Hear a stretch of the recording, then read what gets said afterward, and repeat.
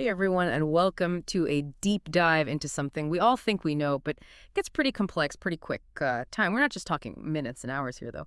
We're going deep into el tiempo, una reflexión multidimensional. That source you sent over. It's going to be a wild I ride. know, right? Time. So this everyday word we use, but then you stop and you're like, wait, what even is time? Totally.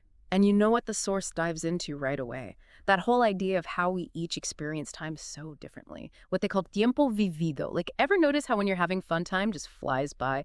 But a boring meeting feels like it takes forever. Well, tell me about it. It's like our emotions are little time travelers, speeding things up or slowing them down. Psychologically speaking, there's so much going on, too. Your age, your mood in the moment, even old memories you associate with certain times.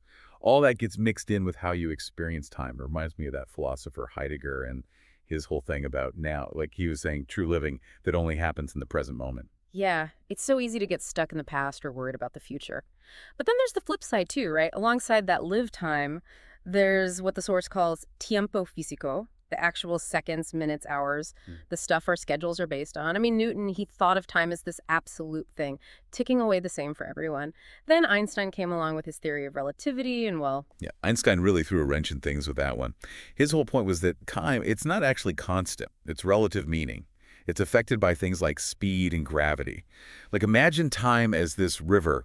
Okay, you're a huge object like a planet. Gravity's pull actually makes time flow a bit slower. whoa, hold on. So you're saying? And get this, if you could ride a spaceship crazy Yeah. fast, Yeah. almost the speed of light, time for you would actually slow down compared to folks back on Earth. That is mind-blowing. Okay, but back on Earth, we're stuck with our clocks and calendars. Like the source says that structure is important, but it can make us feel so disconnected from that natural flow of time, always rushing, never quite in sync. But let's zoom out a bit from just us experiencing time. The source also talks about tiempo histórico, the idea that history is way more than just dates on a timeline. It's a story, and every story has. A narrator. And that's the thing about history. It's never truly objective. Whoever's telling the story, their beliefs, their opinions, even their biases, they all color how that history is presented. Which is exactly why having lots of different voices and perspectives in history is so important. Exactly. The source is spot on about that. When you silence some voices or twist the story to fit a certain agenda, well, our whole understanding of the past gets warped. And if we don't have the full picture, how can we learn from it, both the good and the bad? Right, makes you wonder whose stories are being told and whose aren't, and how that shapes how we see the world. Okay, so we've got personal time, we've got historical time, ready for something even bigger.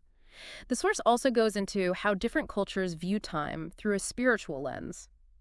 It's fascinating. Like here in the West, we tend to think of time as linear, past, present, future, a straight line.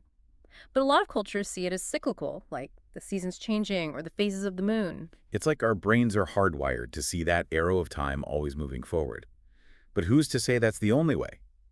Maybe there are other ways of understanding time's flow that are just as valid. Take Buddhism, for example. They see time as this kind of illusion, something that distracts us from true enlightenment. So how do they deal with that? Meditation. That's their tool, to step outside that linear, always-on-the-go mindset and find some peace in the present moment. What I find interesting is that both views, the linear and the cyclical, they can be meaningful in their own way. Some people find comfort in that straight line, a journey with a beginning, middle, and end.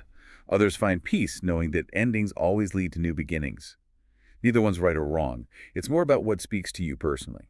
It's amazing, isn't it, how these different ways of looking at time, they can all exist at the same time. And the source makes a good point. They're not really separate either. They all kind of weave together, influence each other. Like, think about how when we learn about history, about what people went through in the past, it can actually change how we feel time in our own lives, you know? It's like connecting your own story to this much bigger story of humanity. Makes you realize you're part of something that's been unfolding for millennia. Gives you a different perspective on those everyday pressures, too. Feeling stressed about deadlines. Remembering that civilizations have been facing challenges for, like, ever. It's oddly comforting. Yeah, it's like having this secret weapon against the chaos of daily life. Yeah. But the source also talks about how our emotions can really mess with how we experience time. Any advice on how we can be more aware of that in our own lives? So one of the big things the source emphasizes is mindfulness. Basically, just paying attention to how you're feeling right here, right now, without judging yourself for it. When you get better at tuning into your emotions, you start to see how they affect your experience of time. Like when you're super stressed, It can feel like time's slipping away. But just noticing that stress, taking a few deep breaths, maybe even a quick meditation, that can help slow things down internally. It's like hitting the reset button. And the source makes it clear we're not just along for the ride when it comes to time. We can actually shape our experience of it, find meaning in it. And one way to do that, they say, is by tapping into that spiritual side of time, finding things that connect us to something bigger than ourselves. Whether it's meditation, religious practices, being out in nature, anything that sparks that sense of awe and wonder. And what I like is that the source isn't pushing any one spiritual view. It's more about finding what resonates with you. That connection to something beyond ourselves, whatever it might be, it can bring so much hope and meaning, especially when we're facing the reality that time keeps moving forward. It's about realizing that time, yeah, it has its limits, but it's also an incredible gift. It lets us experience love, joy, connection, growth, all the stuff that makes life worth living. I love that. It makes me think about legacy, how what we do now ripples out into the future and becomes part of this whole grand story of time. Hmm. So we've got this finite amount of time. How can we make the most of it? How do we balance being present now with planning for the future and honoring the past? That is the question, Right. right? And the source offers this really powerful idea. It's about aligning your actions with your values, Yeah. figuring out what truly matters to you, family, creativity, knowledge, fighting for justice, whatever it is, and then putting your time and energy towards those things. So it's like that saying, how you spend your days is how you spend your life. It's easy to lose sight of that in the day to day. The source talks about having rituals or practices that help you reconnect with your values, that deeper sense of purpose. What do you think about that? I think rituals can be incredibly powerful. It's like you're weaving mindfulness and intention into your life, even when things get busy. Exactly. It's like having those little mental bookmarks reminding us of what truly matters. But the source also touches on something I think a lot of us grapple with, that fear of time passing, even fear of death. Yeah, How can understanding these different dimensions of time help us navigate those anxieties? that's the big question, isn't it? And it's something every culture throughout history has grappled with in its own way. I appreciate that the source doesn't shy away from this difficult topic.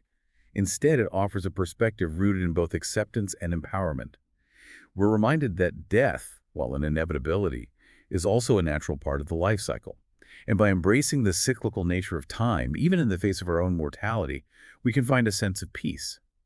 Just as the seasons turn, just as day gives way to night, there's a natural rhythm to existence that extends far beyond our individual lifespans. It's about trusting that larger order of things, even if we can't fully grasp it, Right. and focusing on what we can control, how we choose to spend the time we have. Precisely. The source encourages us to ask ourselves, what impact do we want to make? What stories do we want to tell with our lives? When we focus on making our time count, on aligning our actions with our values, the fear of death often fades into the background. It doesn't necessarily disappear entirely, but it no longer holds us back from truly living and embracing each moment. That's a powerful shift in perspective from fearing time to embracing it. This conversation has definitely given me a new appreciation for just how precious time is. Are there any final takeaways from the source? Any wisdom we can carry with us as we continue our own journeys through time? What resonates most with me is the source's message of hope. It reminds us that although time might be finite, the possibilities within each moment are limitless. It's an invitation to approach each day with a sense of wonder, with hearts and minds open to new experiences. Above all, it reminds us that time isn't something to be conquered or controlled, but rather something to be experienced, cherished, and shared.